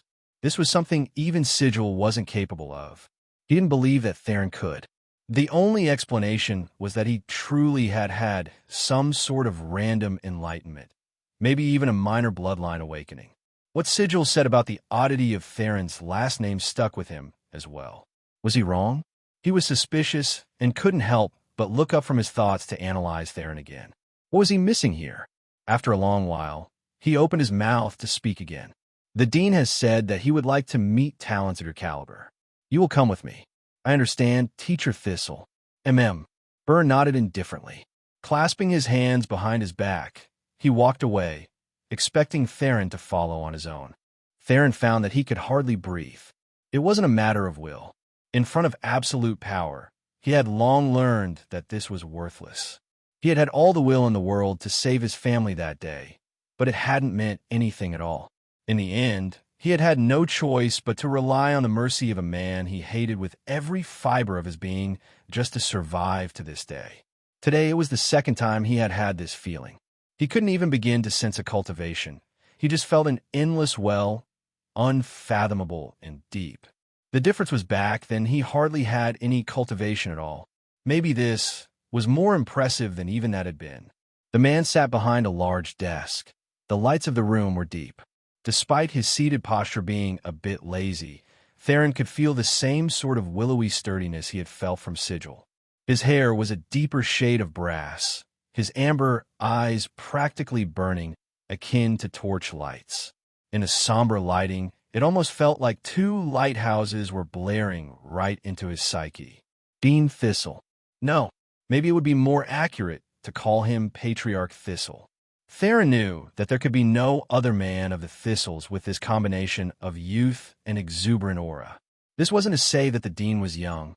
He was far from it. He was definitely middle-aged, and had the faint crow's feet and slight graying to prove it. Of course, this graying was only in his well-trimmed beard. His hair itself was unblemished. This man was among the Thistles that wielded the most power, and, at least on the surface, his word carried the most weight. He was most definitely the genius of a generation. But the difference was that he wasn't a weed in the grass that could be snuffed out any longer. He had grown, and now he was a towering mass in the skies. Unapproachable, untouchable. A man who, according to Theron's estimation, had the gall to go against the Imperial clan themselves. Theron Gale Thunder, is it? The Dean tossed Theron's file onto the desk. Your file is quite interesting. I wasn't aware that the Imperial clan was so irresponsible with their best talents. A shame, don't you think? Quite, Theron replied. Dean Thistle raised an eyebrow, and then a grin spread across his face. It seems that not many words are needed when speaking to smart people. You've done this on purpose, is it? Your movements are too large, Theron replied. They are quite large. When you are strong, there's no need to hide anything. That's just not a level you've reached. Yet, Dean Thistle paused, and then began to tap a finger on his desk. On the one hand, you are a great talent. On the other hand, I'm not a fan of arrogant nobodies that don't know how to control their mouths. What do you think I should do? I think it would be quite the waste of time to come to the Imperial Academy to search for talents, to find such a perfect candidate who wants exactly what you do, and then turn them away because you believe you don't have the ability to control them. A low, rumbling chuckle came from Dean Thistle. I can't remember the last time I've been goaded. In the corner, Burns' eyes burned with rage. He knew there was a reason he didn't like Theron. Seeing his real personality only further deepened his dislike. Patriarch Thistle was the man he respected more than life itself. Seeing a mere child of the Bronze Resonance speak to him in this way took everything within him to refrain from tearing him to pieces. But Theron stood there beneath the Patriarch's pressure as though Byrne himself didn't even exist. Dean Thistle hummed again, tapping at his desk. If you want to speak like this, you'll have to prove yourself. I do not care much for these little classes. They can be manipulated. From what I've seen of your results, you're very adept at that. I would argue it's even easier to manipulate things in real life. Theron replied calmly. We will see. Dean Thistle tapped his finger on the table again, and then suddenly looked up. His entire demeanor changed, and from a constant, pressuring wave, Theron almost felt like he was about to face-plant to the ground. He stumbled forward, falling to a knee so fast that his bone bruised. A rippling pain shot up his hip. A palm slammed to the ground before him, barely stopping him from tipping over entirely. But the pain that rippled through his wrist made him feel that he had, at best, sprained it, and at worst, he had fractured it. What is your relation to Daggers of the Night? Theron's jaw set. He tried to hold it in, but he had no ability to do so. A mouthful of blood came from him, his inner organs rattling and his body feeling as though it was about to completely collapse. His head lowered, a deathly cold flash coming from him. There was an unsettling rattling in his teeth, as though he was pressing down so hard that he just might shatter them any moment now. I have no idea what you are talking about. Theron finally managed to squeeze out. The Dean showed no signs of relenting his pressure for the sake of allowing him to speak. In fact, the pressure only seemed to increase to the point that the floorboards began to creak as though they might give way long before Theron's body would. Is that so? I've never heard of someone who didn't know of daggers of the night. There should be a limit to ignorance, no? I didn't say that I didn't know who they were. The dean hummed again, his calmness belying the strength he was outputting. Is that so? Bang! Theron was sent flying, his robes shattering into pieces. There was no doubt about what Dean Thistle wanted to do. There was nothing at all Theron would be able to do to hide the brand on his chest. Theron's body was practically imprinted into the wall, but what Dean Thistle saw made him frown. There was an enormous burn mark across Theron's chest, forming a vena pattern that looked quite grotesque. The skin was almost transparent and pulsing, but it was clear that it had also healed long ago. Then Dean Thistle sneered. Is this your method of trying to hide it? Pathetic. Dean Thistle stood for the first time. Burn. Deal with it. With pleasure. Teacher Burn almost eagerly hopped from the corner. He had been waiting to deal with Theron all along. Do not kill him. Even if he is from Daggers of Night, he can be useful. Burn froze, a flash of disappointment crossing his eyes. But he also didn't dare to disobey. Yes, of course. Soon, he was in front of Theron, the latter still imprinted into the wall. With a sneer, Burn raised a bony finger. How naive of you. This mark of Daggers of the Night is a soul imprint. Even if you burn away its outward-facing appearance, the connection is still there. I just have to. Poochie. Burn's finger punched a hole through Theron's collarbone. A cry came from Theron's lips, the roar of pain coming from the depths of his soul. Burn almost didn't want to admit just how much he enjoyed it. He had been tired of this child for a long time already. The Thistle name wasn't something that could be besmirched by just anyone. Even the Imperial clan would face their wrath for their mistakes. But even worse than that minor slight, Theron dared to speak to his patriarch with such arrogance. This filled Burn with far more rage than anything else. He had watched Patriarch Thistle grow every step of the way. The respect he had for him was deeply ingrained long ago, not just for his strength, but even more so for what he had done for a Thistle like him, born without their bloodline. Who did this child think he was? Theron's cries became hoarse, a dark blood pooling down his chest as though it came from the depths of his heart. The sneer on Burn's lips started strong, but it soon froze, and then it became a frown. I've said not to kill him. The chilliness in the patriarch's voice made Burn shiver. He hurriedly pulled back his finger, and Theron collapsed to the ground in a blood and sweat-soaked heap. What is the problem? Pa Deanie, I didn't find anything. Dean Thistle's eyes narrowed. He isn't of Daggers of the Night? No. Burn sounded unsure, but then he firmly shook his head. No, there are no such soul ties on his body. Is that so? Dean Thistle looked toward Theron, seemingly not caring about his injured state. Instead, he seemed a bit pleasantly surprised. Then he chuckled. It seems that I have wronged you a bit. Theron didn't reply, but Dean Thistle didn't seem to care either. His apology wasn't very sincere in the first place. If Burn felt so nonchalant about dealing with Theron, then how much more arrogant must the patriarch of a Marquisette clan be? That was right. The real reason Burn kept having to correct himself wasn't because he couldn't expose the fact that Dean Thistle was the patriarch of the Thistles. Everyone would already know that. The real reason was that the patriarch's formal title was Marquis Rouge Thistle. To choose to call him patriarch over such a lofty title. What else was that if not disrespect directed toward the crown? Brand him, Rouge commanded. Right away. Burn seemed to be excited again. Rolling Theron over, he slammed a palm onto his chest, seemingly not caring about the pools of blood. Theron convulsed. But this time, he couldn't scream even if he wanted to. His body was entirely locked out of his control. This wasn't the first time he experienced such a thing. The last time was none other than during his initiation to Daggers of the Night. Once again, he was being branded. Theron collapsed to the floor, his body quivering. Feed him this, give him new robes, and give him his mission. Dean Thistle strolled out of his office, opening the door as though he didn't care if anyone peeked inside. What difference would it make when he could just kill them with a wave of his hand? In an instant, he vanished. Theron coughed. Lying in a pool of his own blood, he barely managed to sit up, strong medicinal effects raging through his body, and his injuries were quickly healing, but the humiliation likely never would. His clothes had been stripped from his body, his soul had been poked and prodded at, his chest torn into, and in return he was given a perfunctory apology and a new soul brand. Clean yourself up. I do not have all day.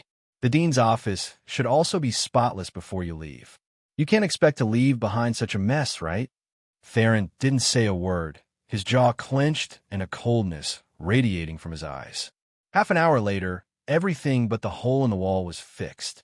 Huh, it seems that watermancers are good for something. Maybe I should have you clean my abode as well.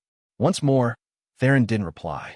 His face was pale, but his new robes hung from his body just as pristinely as before.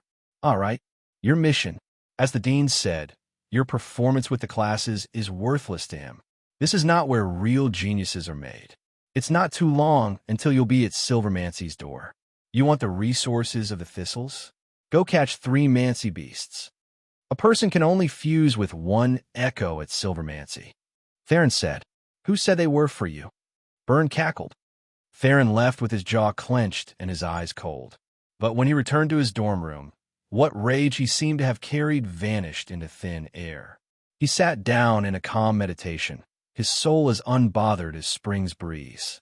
It seemed that he would be going with Plan A. That was good. The risk of Plan B was too high even for his liking. Theron continued to meditate in complete silence, his thoughts arranging themselves. He had experimented quite a lot in this last month before coming up with this method. He knew well that there was an enormous hole in his story, so how could he casually allow it to be exploited? What he wasn't sure of was whether Byrne would be able to sense his curse mark in its diluted state or not, but he had made a bet that the Thistles didn't have a complete understanding of the methods of Daggers of the Night. After Rouge shattered his robes, he already knew that he had won. If they had the methods of Daggers of the Night, Rouge would be able to sense the curse mark without having to use such a crude method. As for Byrne's soul imprint, he already knew how to dull it after observing the changes to the dagger's curse mark for so long. In fact, because Byrne had imprinted it without being aware that there was already another soul imprint in Theron's soul, it already wouldn't work as he expected it to. Of course, Theron would dull it nonetheless. There was no need to take unnecessary risks. This was all to say that he hadn't gotten rid of the soul imprints at all. All he had done was burn away the marks on his chest so that Rouge and Byrne wouldn't be able to recognize what had still been there. They had already read his file. They knew the sort of traumatic experience he had been through already. They wouldn't even second-guess him carrying around such a ghastly scar. Now, this Dean Thistle, who thought he had everything in the palm of his hands, had no idea that his son's killer was already by his side. As dusk settled in, Theron opened his eyes. He moved to the side of his room, finding the hidden compartment and unearthing the items he had hidden. He double-checked the smell to ensure he recalled everything perfectly. He was confident in his memory already, but there was no need to fail to be thorough. He put away once again and made sure everything was securely hidden once again. For this, he really had to thank Daggers of the Night. Without their methods, how could he so easily slip in and out of the Imperial Academy, hide such important items, or dodge the senses of Goldmancers? Let's perform well on this little mission of theirs. I bet very soon they'll be giving me the information on herbs that I need to decipher the jade. Taking up a normal short sword to replace his father's, Theron left the academy as the dead of night fell, his mana brimming with life in his body. Dean, should we do things like this? Byrne asked softly. It was very rare that he questioned Rouge. It wasn't in his psyche to do so, but while he didn't find what they were looking for in Theron's soul, he had found many oddities that left him feeling very uncomfortable things he couldn't even begin to explain. They weren't tangible, so he didn't want to voice them. But at the end of the day, it boiled down to one fact. Theron recovered too fast. He rebounded and bounced back up from the probe of a Goldmancer with too much speed. What did you see? Dean Thistle sat with a glass of wine in his hand. They had long left his office and were now in the living room of his living quarters. Lavish red velvet, and embroidered gold adorned the surroundings. But most beautiful of all, there were intricate patterns of wood that wove through the tables, wall fixtures, and even ceilings that reduced the gaudiness and gave the entire place an earthy, comforting feel. I cannot explain it, Dean. I just don't have a good feeling about this child. I haven't liked him since the moment I saw him. I see. Your intuition is strong as a spirit man, sir. There is no need to worry. We will kill him long before he reaches Goldmancy, then. Byrne blinked in surprise. If they killed Theron before Goldmancy, then he wouldn't be of much use to their plans at all. The fact that the dean said long before Goldmancy likely meant he wouldn't even allow him to close in on the target at all. There was a brimming up of pride and overwhelming joy in Byrne's heart. It had nothing to do with Theron. Instead, it was because he knew that his patriarch had made this choice because he trusted him.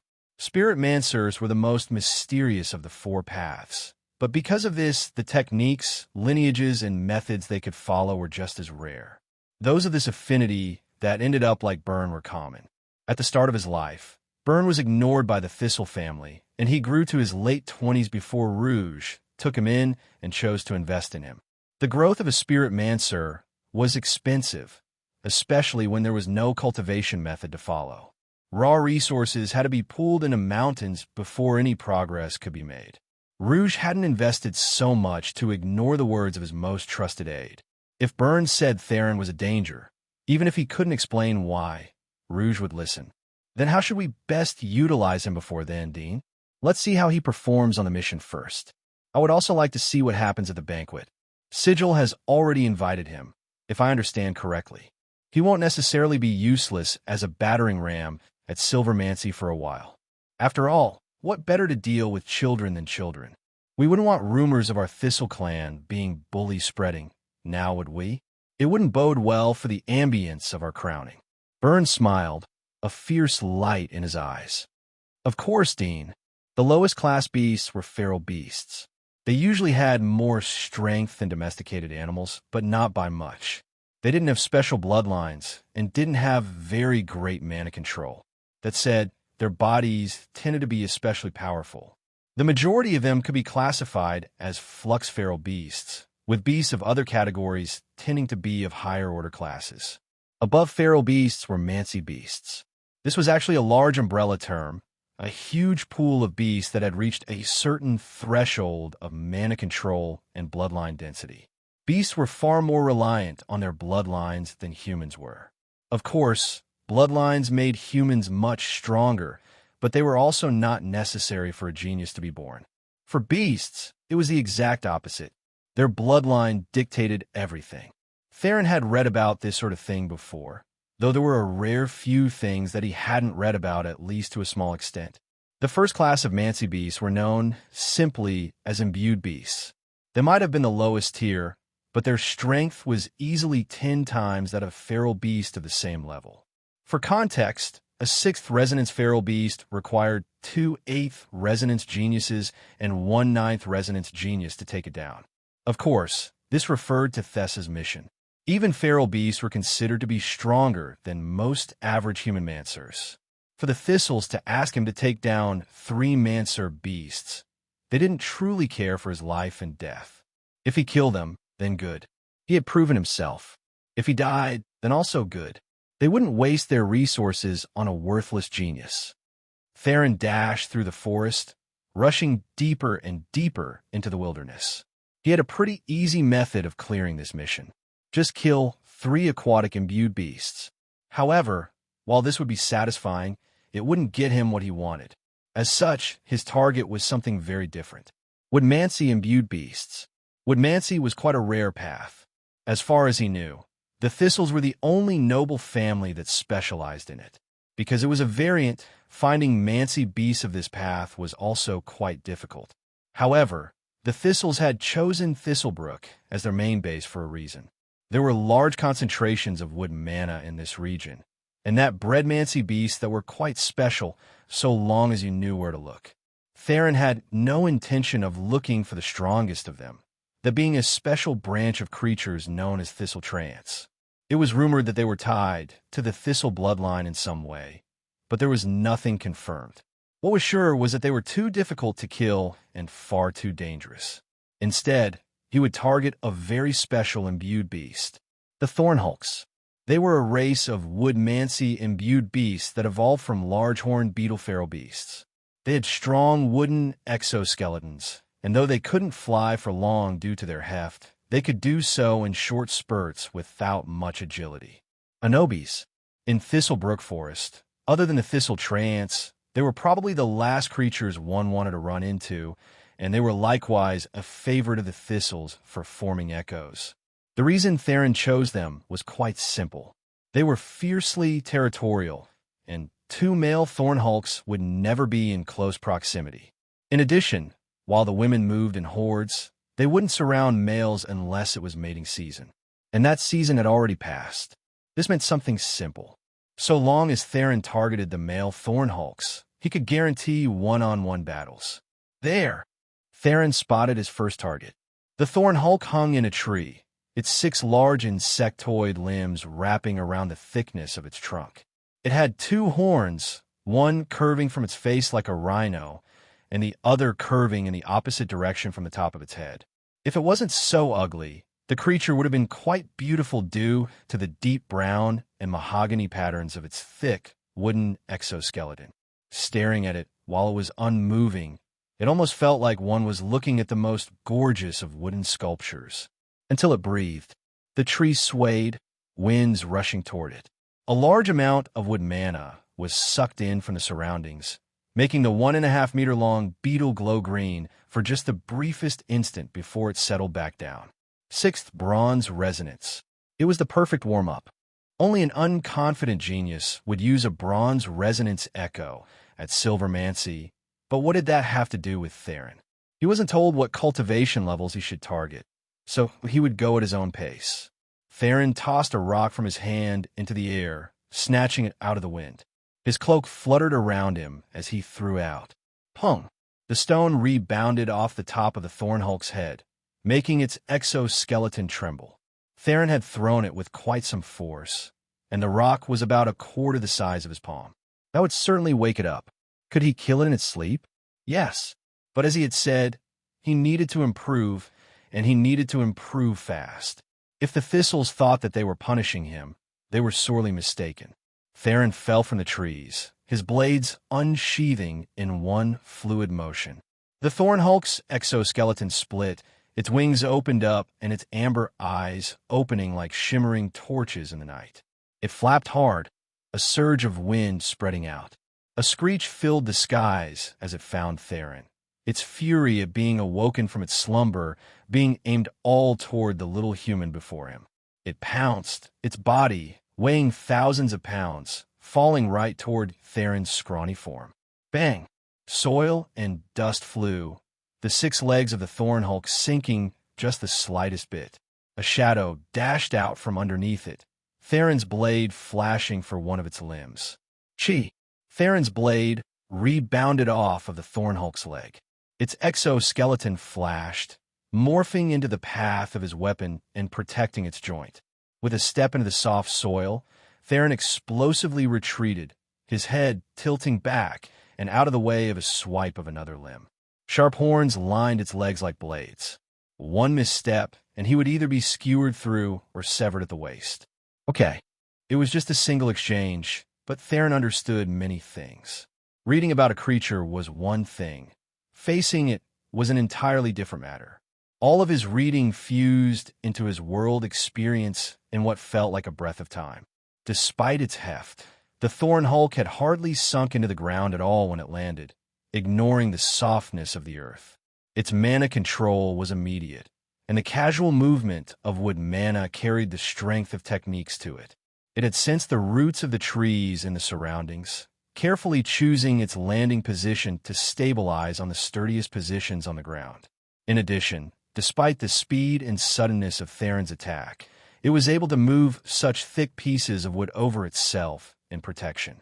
This confirmed many things for Theron, and as he dodged the swinging leg, his chilling blue eyes streaking in the night, he knew his plan of action. The sharp wind soared past his nose, and his back arched. With a push of his legs, he somersaulted backward after dodging the swinging scythe-like limb. His feet landed on the trunk of a tree, his body nearly parallel to the ground as he shot forward. There was a strong fluttering of his robes as he closed the distance again. The wooden armor retreated from the Thornhulk's leg, and it moved, its wings flapping heavily as it soared up to the skies again, then allowed itself to drop from above toward Theron. Theron had no way to dodge, and he certainly couldn't take on such a weight. After their first exchange, the Thornhulk had also adjusted much the same way. The only reason Theron had been able to dodge the first time was because of Touch of Mirage. The Thornhulk had misjudged his position, but after just that one interaction, the talent of a Mancy beast shone through. Elemental Mancers could be countered by various elements they didn't pair well against, and it could be said that wood mana most definitely suppressed water mana. Using its exoskeleton as a medium, the Thornhulk began to greedily swallow up any water mana it sensed hanging in the air, making it especially difficult for Theron to control any atmospheric mana.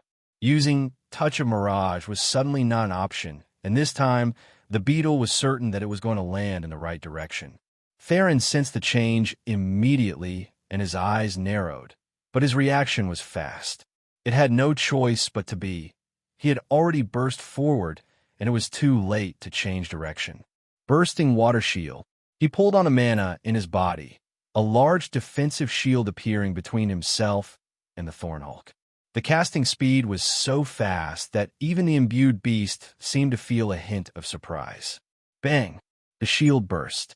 The vision of the beetle was obscured.